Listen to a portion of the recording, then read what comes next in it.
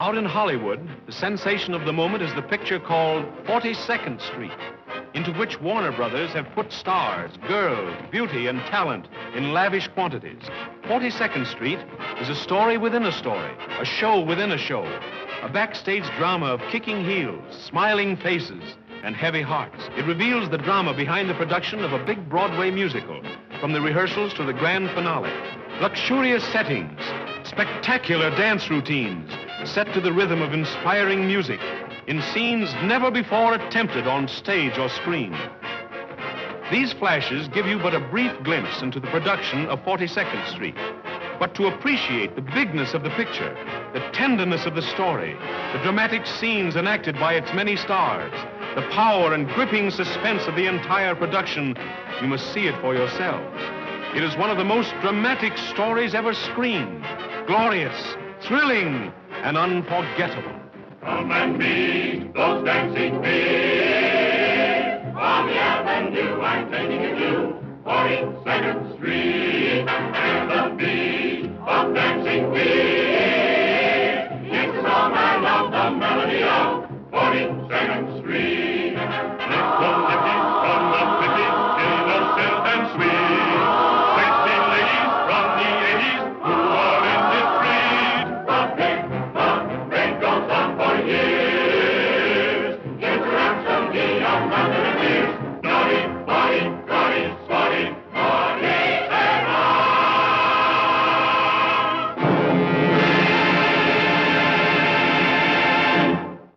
Wow, back in 1932, those Warner Brothers certainly knew how to get the public excited about an upcoming motion picture. Hi, I'm Wayne Bryan with Music Theater Wichita, here to tell you a little bit about 42nd Street. Now, 42nd Street didn't start out as a film. It began its amazing long life when a sassy chorus boy named Bradford Ropes decided to spill the beans and tell the public what it was really like to be in a Broadway show as it battled its way toward opening night.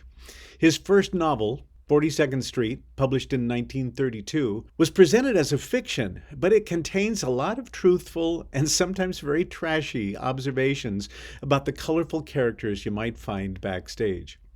Now, about this time, movie musicals were on the outs.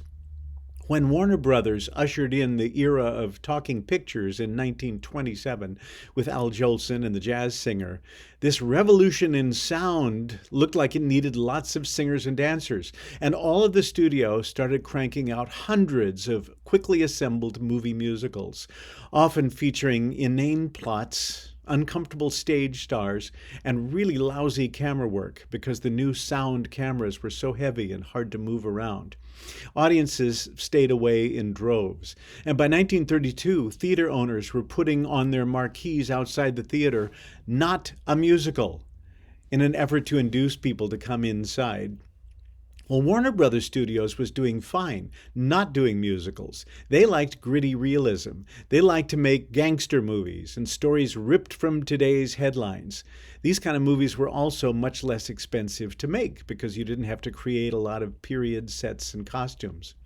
Well, they liked the novel 42nd Street and optioned it. They liked it as a gritty story. They weren't interested in making a fantastical musical. They wanted to make a hard-hitting New York story. And they liked the dark tone of this book. And it really was strong.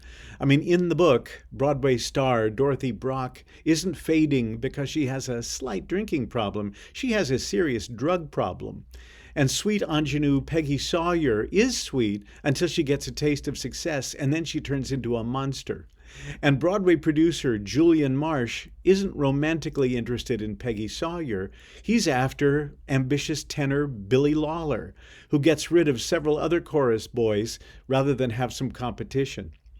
Now, censorship in Hollywood in 1933 wasn't very strong, but Warner Brothers knew they had to change quite a few of these things to get it to the movies. And yet, the structure of the novel and the colorful characters were just right for the movies. Most of the black and white film is filmed and edited like a gripping, hard-hitting New York drama. But when it came to the musical numbers, choices were made that ended up changing the future of the movie musical and elevating it to a level of artistry it had not seen before. They entrusted the film to dependable, efficient director Lloyd Bacon, who was good at getting things done on schedule and on budget. And for the songs, they turned to composer Harry Warren and lyricist Al Dubin, asking them to create 6 new songs. But for the musical staging, they turned to a wild card named Busby Berkeley, who had just started making a name for himself in New York as a dance director. Now, Busby Berkeley wasn't really trained as a director and choreographer, and sometimes his routines resembled military drill formations that were the kind he used to create when he was a cadet. But Busby Berkeley had a limitless imagination, and he freed the camera from its stationary moorings and let it flow up onto the stage and through the dancers, and sometimes soar up to the ceiling and look down on the proceedings. This was just what Depression-era audiences wanted, to get their minds off unemployment and the breadlines. 42nd Street was a smash hit as a movie, bringing back the popularity of movie musicals and also spawning a series of Warner Brothers musical extravaganzas, usually featuring songs by Warren and Dubin, staging by Busby Berkeley, and often starring Ruby Keeler and Dick Powell, the stars of 42nd Street. But by the 1950s, television variety shows had invaded America, and audiences were seeking more realistic entertainment when they went to the movies. So movie musicals were once again on the outs. But sometime in the psychedelic 60s and 70s, retrospectives of Busby Berkeley's work started showing up at film festivals, on late-night TV, and on college campuses. This led to a re-examination and re-evaluation of those 1930s movie musicals. And a wave of nostalgia started sweeping the country in the late 1970s. This gave people the idea that perhaps 42nd Street should finally make its long-awaited, long-overdue debut as a Broadway musical. Infamous Broadway producer David Merrick, also known as the Abominable Showman, had worked successfully with director-choreographer Gower Champion on Bye Bye Birdie, Carnival, I Do, and the sensational hit Hello, Dolly. By 1980, David Merrick was convinced that 42nd Street could be the pinnacle of their careers. We who were working in New York at the time wondered what kind of tone the new show would have. Would it be a campy spoof like Dames at Sea or a Carol Burnett Show sketch, or would it be sincere? We did correctly guess that they would include a lot more songs by Harry Warren and Al Dubin from all of those 1930s Warner Brothers movies. The company finished their rehearsals in New York and headed down to Washington, D.C. for an out-of-town tryout. And we kept hearing rumors that the show was having difficulties. Some songs would be in and then they were out. We heard that it was indeed tricky finding just the right tone for the show. We heard Gower Champion was dating his leading lady, Wanda Richard. We heard she was very good. We couldn't wait to see for ourselves. Well, they finished their out-of-town engagement and came back to New York and moved into the Winter Garden Theater on Broadway to begin previews. Now, producer Merrick was famous for pulling publicity stunts to get his shows talked about, but he took kind of a different approach this time. He started canceling all of these scheduled performances, saying that the show wasn't ready yet, and that God would give him a sign when it was time to let the audiences in to see it.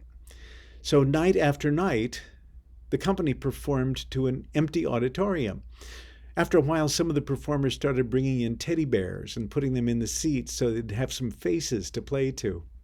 Finally, the big day came, and Merrick invited the press to come see the show, and he told them, be sure to stay afterward because there's going to be a big announcement. Well, the audience filed in not knowing what to expect, but that opening night audience saw a fantastic performance. It was colorful, funny, touching, sincere, and spectacular. They were roaring their approval during the curtain calls when David Merrick came out and said, ladies and gentlemen, tonight is a tragedy. Well, they all laughed because what they had seen was a triumph. No, you don't understand, he said. This afternoon at Sloan Kettering Hospital, Gower Champion died. Evidently, he had been secretly battling a blood disease for months. Nobody knew, including the cast. They were stunned. Finally, leading man Jerry Orbach said, bring in the curtain, and they brought the curtain down.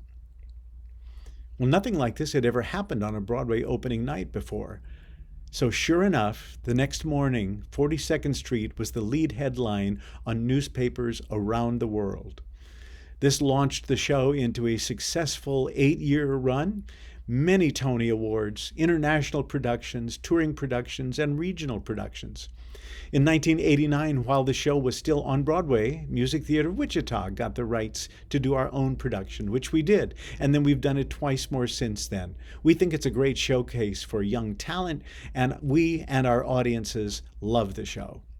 In 2001, 42nd Street came back to Broadway in a resplendent Tony Award-winning new production that included additional Warren and Dubin songs and some new staging that brought Busby Berkeley's kaleidoscopic world onto the stage in a dynamic new way.